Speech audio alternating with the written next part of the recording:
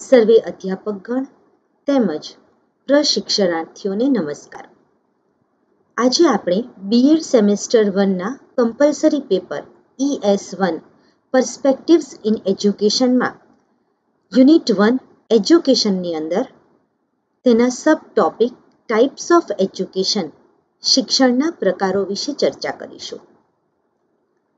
આ વિડીયોમાં આપણે શિક્ષણના પ્રકારો, ઔપચારિક શિક્ષણ, ફોર્મલ એજ્યુકેશન, અનૌપચારિક શિક્ષણ એટલે ઇનફોર્મલ એજ્યુકેશન અને અવૈધિક શિક્ષણ એટલે નોન ફોર્મલ એજ્યુકેશન વિશેની સમજૂતી મેળવીશું.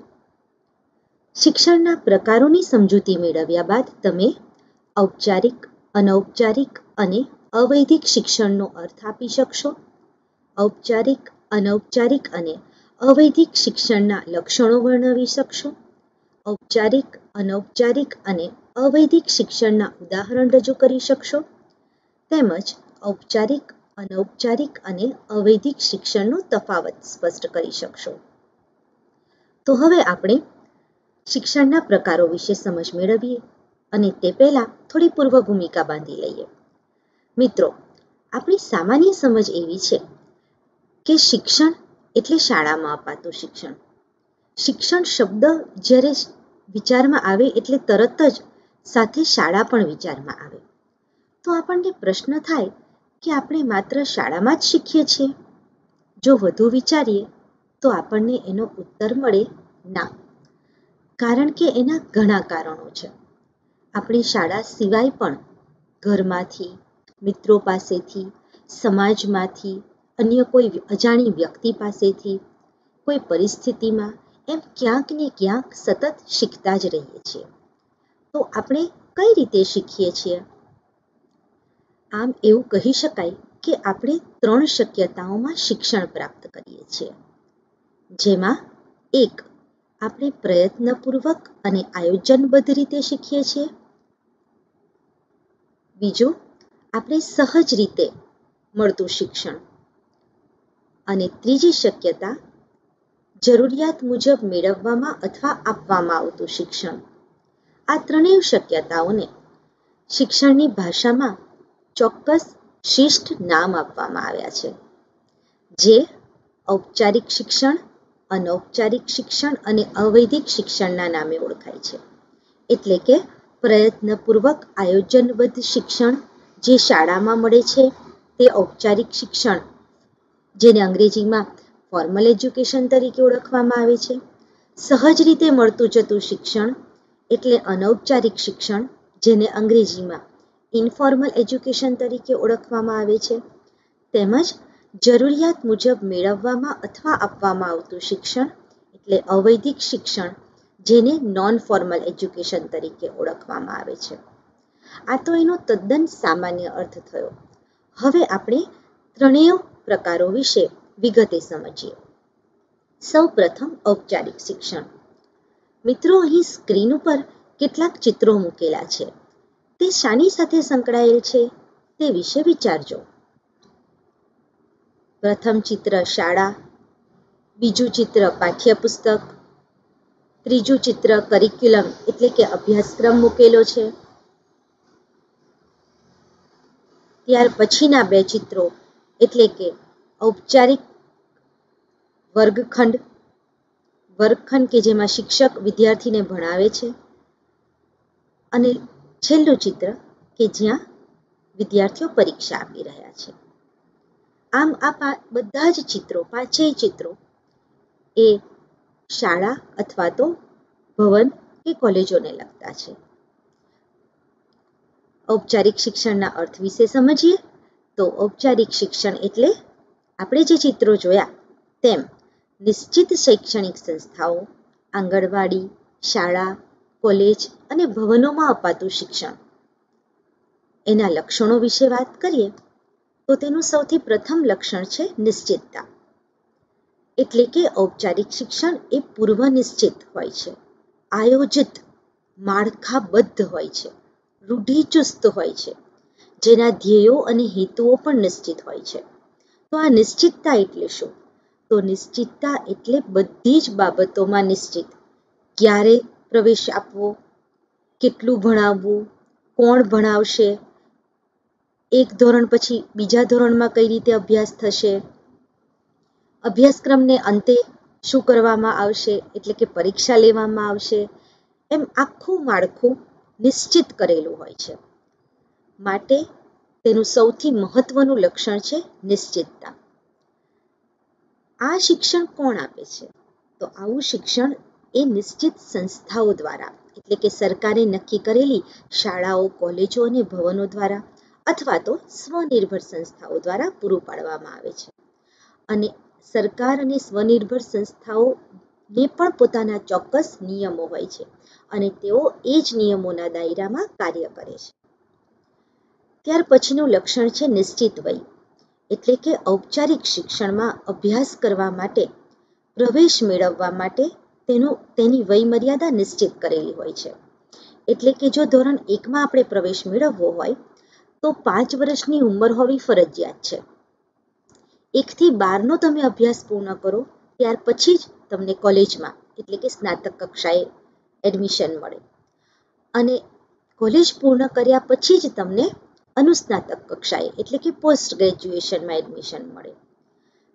આમ આ જે વિકાસ છે, વિકાસનો ક્રમ એ નિશ્ચિત કરેલો છે. તમે આ જ ક્રમ મુજબ પ્રગતિ કરી શકો.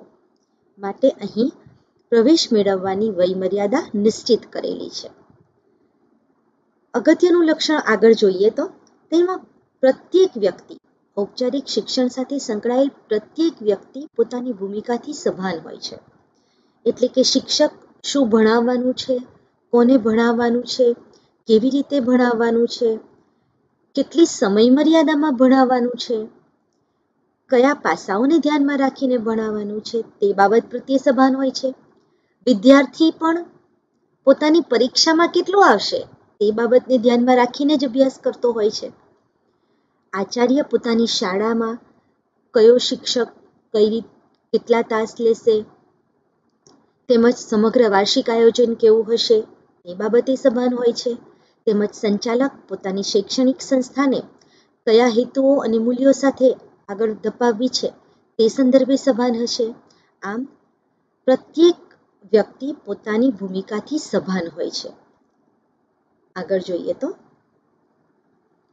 અભ્યાસક્રમ. ઔપચારિક શિક્ષણમાં અભ્યાસક્રમ પણ નિશ્ચિત હોય છે.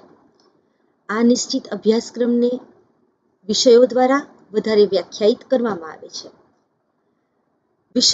નક્કી કરેલા વિષયોને આધારે પાઠ્યપુસ્તકો રચાય છે અને પાઠ્યપુસ્તકોના વિષયો વર્ગખંડમાં ભણાવવામાં આવે છે. વર્ગખંડમાં ભણાવતી વખતે પણ ચોક્કસ સાધનો અને પ્રયુક્તિઓનો ઉપયોગ કરવામાં આવે છે, જેમાં ચાર્ટ, ચિત્રો, નમૂનાઓ, શિક્ષણની વિવિધ ચોક્કસ પદ્ધતિઓનો ઉપયોગ કરી અને ભણાવવામાં આવે છે. માટે અહીં શિક્ષણનો અભ્યાસક્રમ, સાધનો, પ્રયુક્તિઓ વગેરે નિશ્ચિત હોય છે.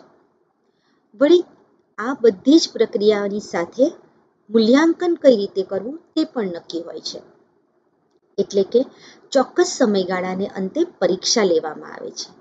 આ પરીક્ષા લીધા પછી પરિણામ જાહેર કરવામાં આવે છે અને પરીક્ષામાં વિદ્યાર્થીએ કરેલ પરફોર્મન્સને આધારે તે જૂથમાં કયું સ્થાન ધરાવે છે, પોતે પાસ થાય છે કે ફેલ થાય છે, તેમજ આગળ તેને કયા અભ્યાસક્રમમાં પ્રવેશ મળશે તે બધું જ મૂલ્યાંકનને આધારે નક્કી થાય છે.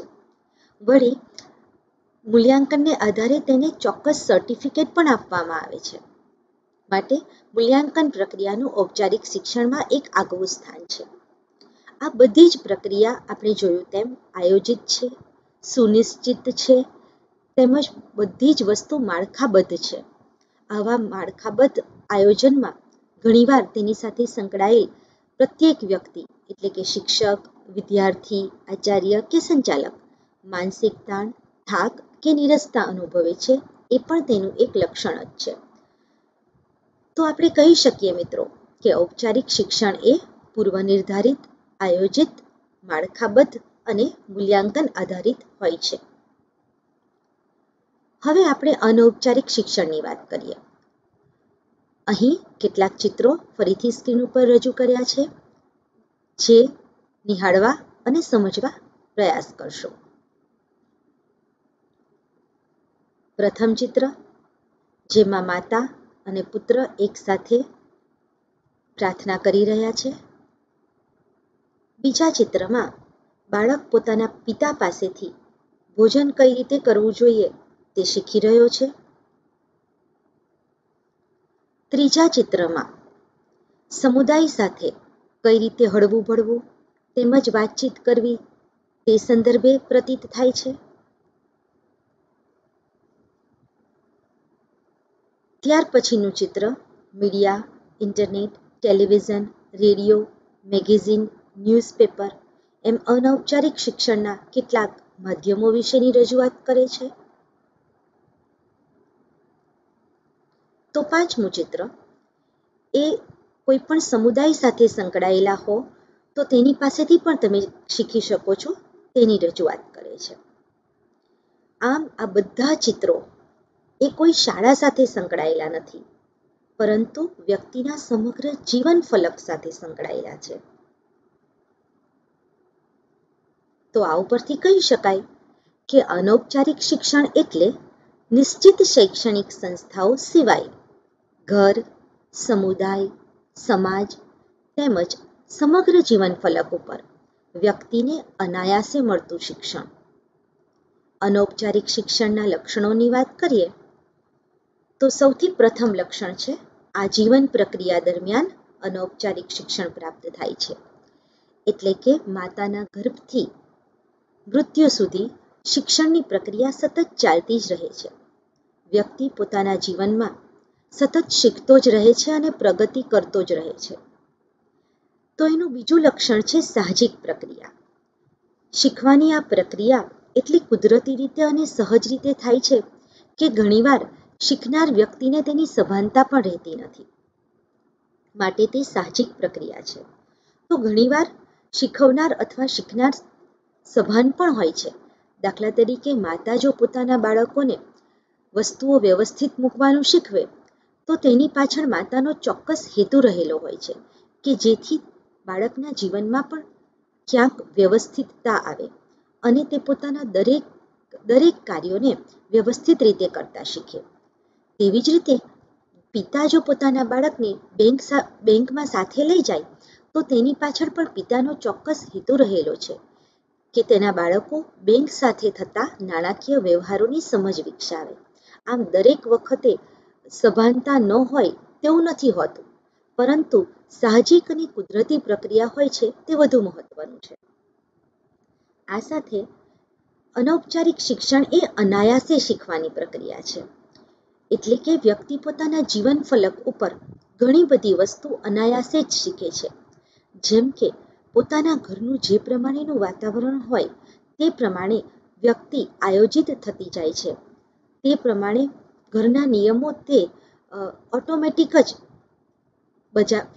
પાડે છે, માટે એ અનાયાસે શીખવાની પ્રક્રિયા છે. દાખલા તરીકે માતા પિતા દ્વારા મળતું શિક્ષણ, નોકરી કે વ્યવસાય દ્વારા મળતું શિક્ષણ. આપણે જે સ્થળે વ્યવસાય કે નોકરી કરીએ છીએ ત્યાં પણ આપણા સહકાર્યકરો પાસેથી ઘણું બધું શીખીએ છીએ. તો આ પણ અનાયાસે જ શીખવાની પ્રક્રિયા છે અને તે આપણા જીવનમાં ઉપયોગી પણ થાય છે. ત્યાર પછીના લક્ષણની વાત કરીએ તો અનૌપચારિક શિક્ષણના સાધનો કે પ્રયુક્તિઓમાં સમાચાર પત્ર, રેડિયો, ટેલિવિઝન, ઇન્ટરનેટ, અન્ય લોકો સાથેની વાતચીત વગેરેનો સમાવેશ થાય છે. આ બધી જ પ્રક્રિયા એ લાંબા સમય સુધી ટકી રહે છે, કારણ કે વારંવાર વ્યક્તિ કોઈ એક અનુભવમાંથી પસાર થાય છે અને પછી તે શિક્ષણ મેળવે છે. માટે અહીં પુનરાવર્તન એટલી બધી વાર થયું હોય છે કે વ્યક્તિને ખબર પણ નથી રહેતી કે એ શીખેલી બાબત તેના જીવનમાં દ્રઢ થઈ ગઈ છે અને આ શીખેલી બાબત લાંબા સમય સુધી ટકી રહે છે. અહીંયા પરિણામની ચકાસણી માટે કોઈ ચોક્કસ પરીક્ષાઓ લેવામાં આવતી નથી, પરંતુ વ્યક્તિ જાતે જ પોતાના જીવન ફલક સાથે ઉદ્ભવેલી પરિસ્થિતિમાંથી પોતે પાસ થયો કે ફેલ થયો તે નક્કી કરી શકે છે. આમ અનૌપચારિક શિક્ષણમાં પરિણામની ચકાસણી કોઈ બાહ્ય વ્યક્તિ દ્વારા કરવામાં આવતી નથી. આમ ઔપચારિક શિક્ષણ એ અનાયાસ, અવિધિસર અને બિન આયોજિત હોય છે. અવૈધિક શિક્ષણ વિશે વાત કરીએ તો અહીંયા ફરી કેટલાક ચિત્રો મૂકેલા છે, તે નિહાળો. જુઓ, પ્રથમ ચિત્રમાં બધી જ વયના લોકો એક સાથે બેસી અને શિક્ષણ મેળવી રહ્યા છે. બીજા ચિત્રમાં ઓનલાઈન એજ્યુકેશન વિશે વાત કરવામાં આવી છે.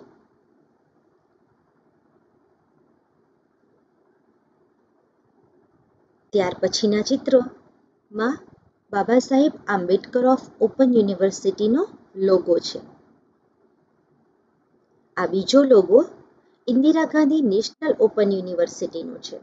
આ બંને સંસ્થાઓ દૂરવર્તી શિક્ષણ પૂરું પાડે છે. ત્રીજું ચિત્ર શોર્ટ ટર્મ કોર્सेसનું મૂકેલું છે.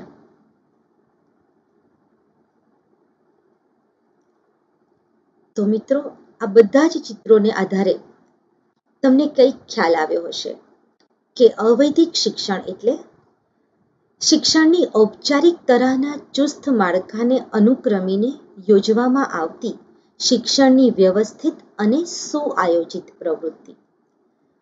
અહીં આ સ્પષ્ટતા કરવી ખૂબ જ જરૂરી છે કે અવૈધિક શિક્ષણ એ રૂઢિચુસ્ત પણ નથી, એટલે કે ઔપચારિક શિક્ષણ જેવું જડ પણ નથી અને અનૌપચારિક શિક્ષણ જેટલું લવચિક પણ નથી, પરંતુ તે ઔપચારિક શિક્ષણના માળખાને અનુસરે છે અને તેને આધારે તેનામાં કેટલાક લક્ષણો ઔપચારિક શિક્ષણના છે તો કેટલાક લક્ષણો અનૌપચારિક શિક્ષણના છે.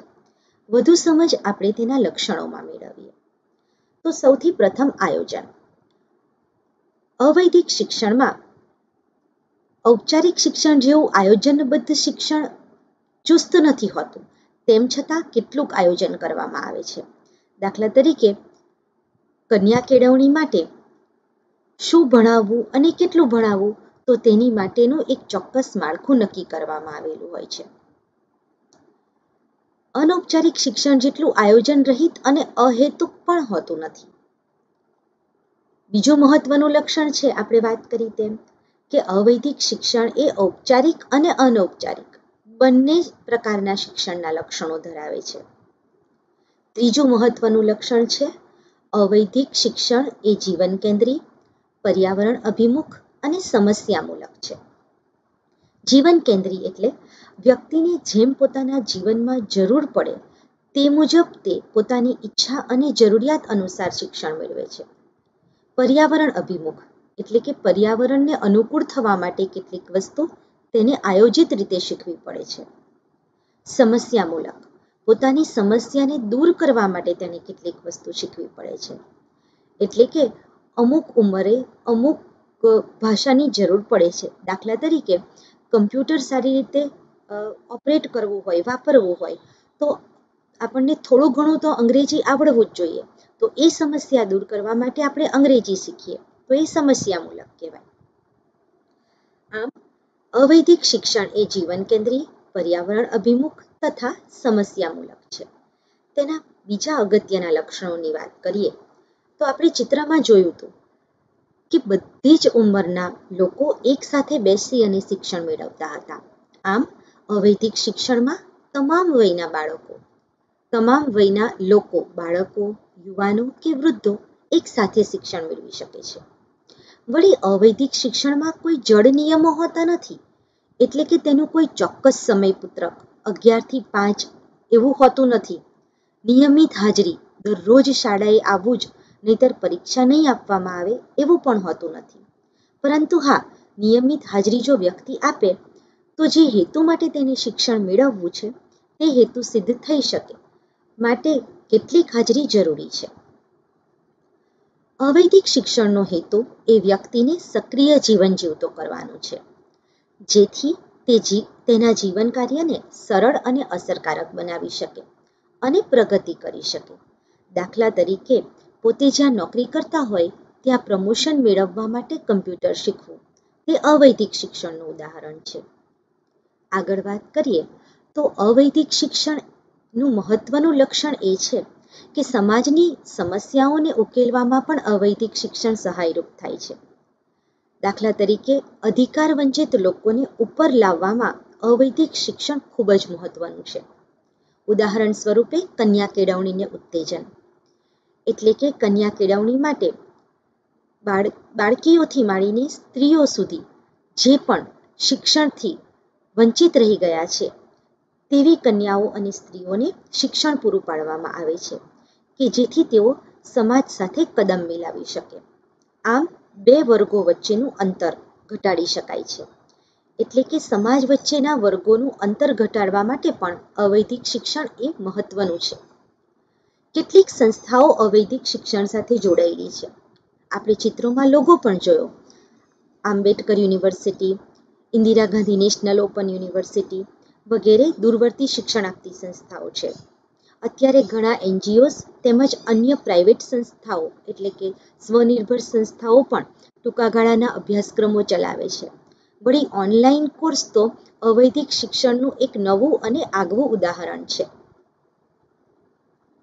તો મિત્રો, આ પરથી સંક્ષેપમાં આપણે કહી શકીએ કે અવૈધિક શિક્ષણ એ શિક્ષણ અને તેની તકોનું મહત્તમ લોકશાહીકરણ કરે છે, સમાજના નબળા વર્ગોને ઊંચે લાવે છે, તેમજ સમાજની આર્થિક, સામાજિક અને સાંસ્કૃતિક આવશ્યકતાઓ સાથે શિક્ષણને સુસંકલિત કરે છે. આ શિક્ષણના ત્રણેય પ્રકારોને જો ઉપસંહાર સ્વરૂપે રજૂ કરીએ તો મનુષ્યના જીવનમાં ત્રણેય પ્રકારના શિક્ષણનું મહાત્મ્ય છે. એટલે કે ઔપચારિક, અનૌપચારિક અને અવૈધિક એ ત્રણેય શિક્ષણ એ વ્યક્તિના જીવન ફલક ઉપર ક્યાંક ને ક્યાંક તો સ્પર્શે જ છે, વળી ઉપયોગી પણ છે.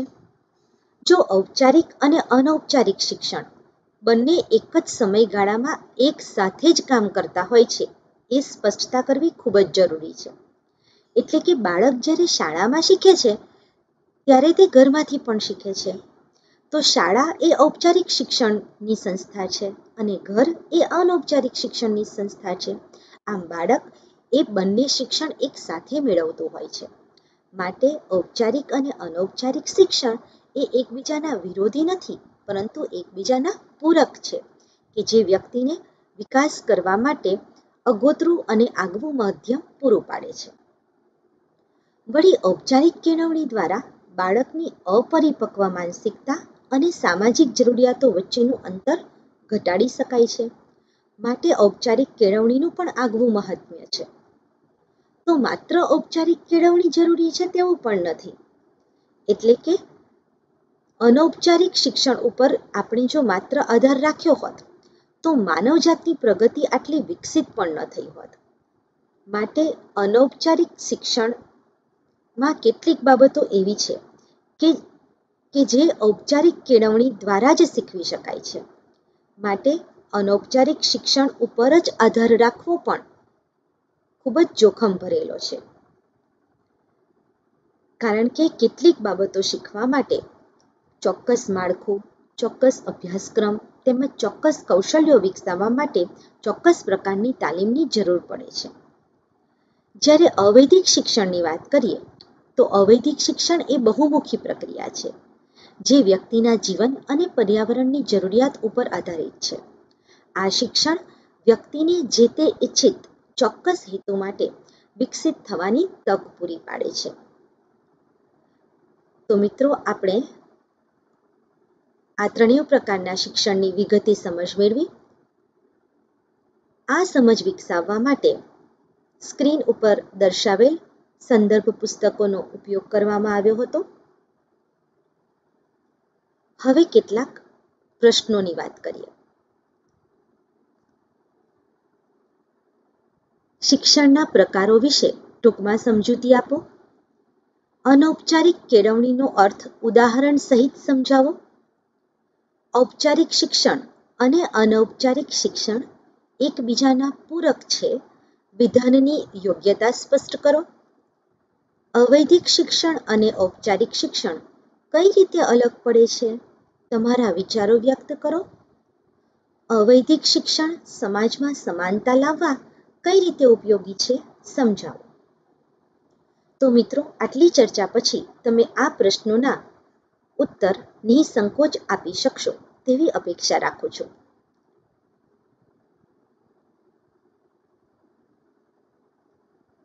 મિત્રો, આપણે આ વિડીયોમાં શિક્ષણના 3 પ્રકારોની ચર્ચા કરી. આ ભાગ 1 હતો.